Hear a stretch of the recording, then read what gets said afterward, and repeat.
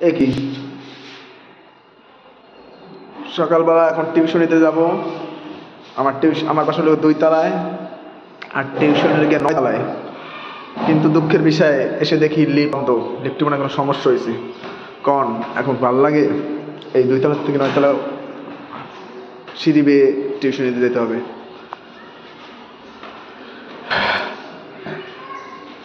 তিন, এই 4, 5, 6। ওরে আল্লাহ, আজকে সবসময় লিফটে উঠতে অভ্যাস, আজকে সিঁড়ি বেয়ে উঠতে উঠতে অবস্থা টাইট হয়ে যেতেছে।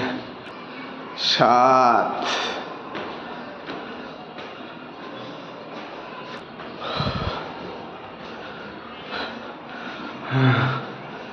অবশেষে কাঙ্ক্ষিত তলায় এসে গেছি।